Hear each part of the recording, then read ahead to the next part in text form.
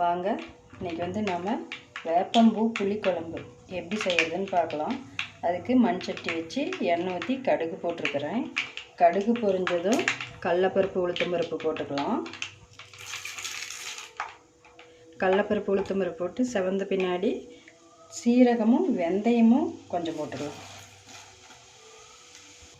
அடுத்து வரமிளகா 3, அடுத்து சின்ன வெங்காயம் கட் பண்ணி வச்சுக்கலாம், இதை போட்டுக்கலாம். அடுத்து பூண்டு, இதையும் போட்டுக்கலாம்.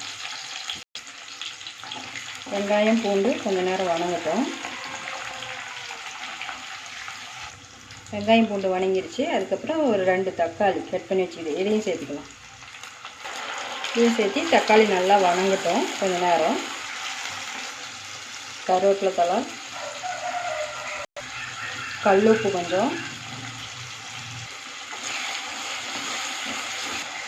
தக்காளி பாதி வணங்கினதும் வேப்பம்பூ வெளி எங்கள் மரத்துலேயே இருந்தது தான். நாங்கள் பூ வரப்போ சேகரித்து எடுத்து வச்சுக்குவோம். ஃப்ரிட்ஜில் வச்சுக்கிட்டோமோ அப்படியே இருக்கும், நல்லாயிருக்கும். இதை வந்து இதிலையே சேர்த்துக்கலாம், அந்த எண்ணெயிலேயே சேர்த்துக்கலாம்.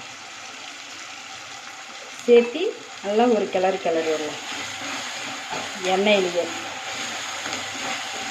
கசக்குன்னெல்லாம் நினைக்காதீங்க, கசக்கவே கசக்காது. கசக்குதுன்னு நம்ம ஒதுக்கி வைக்கிறது தான். செஞ்சு சாப்பிட்டா தான் அதோட டேஸ்ட்டே தெரியும். அடுத்து வந்து இதுக்கு தேவையான பொடிங்கெல்லாம் என்னென்னு பார்த்துக்கலாம். ஆனால் கொஞ்சம் குறைச்சி வச்சுக்கலாம். தேவையான பொடிங்க வந்து மல்லித்தூள், மிளகாய்த்தூள், மஞ்சத்தூள், கறி மசால் தூள், பெருங்காயத்தூள், இதெல்லாம் இது எண்ணெயிலேயே போட்டு ஒரு பரட்டிக்கலாம். பரட்டி விட்டுட்டு அடுத்தது வந்து புளித்தண்ணி கொஞ்சம், அதையும் இதில் ஊற்றிக்கலாம்.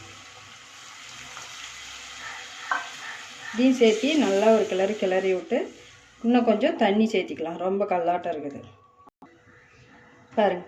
இந்த அளவுக்கு கொஞ்சம் தண்ணி சேர்த்தி கொதிக்கட்டும் கொஞ்சம் நேரம், அப்புறம் பார்க்கலாம். பாருங்கள், இந்த மாதிரி கொதிக்கும், நல்லா கொதித்து வந்துடும். இந்த சமயத்தில் கொஞ்சம் டேஸ்ட் பாருங்கள், உப்பு காரம்லாம் உங்களுக்கு ஓகே, கசக்கலை, அப்படியே சாப்பிட்டுக்கலாம்னு நினச்சிச்சின்னா அப்படியே கூட விட்டுருங்க. அப்படி இல்லைன்னா கொஞ்சம் 2 ஸ்பூன் நாட்டு சக்கரை சேர்த்திக்காங்க. நாட்டு சக்கரை சேர்த்திட்டா கொஞ்சமாக கசப்பாக இருந்துச்சுன்னா கூட அந்த கசப்பெல்லாம் எடுத்துரும்.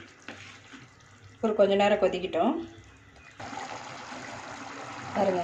இந்த மாதிரி வந்துடும் குழம்பு, நல்லா எண்ணெய் பிரிஞ்சு வந்துடும். சூடாக சோத்தில் ஊற்றி சாப்பிட்டா அவ்வளோ டேஸ்ட்டாக இருக்கும். நீங்களும் செஞ்சு சாப்பிட்டு பாருங்கள்.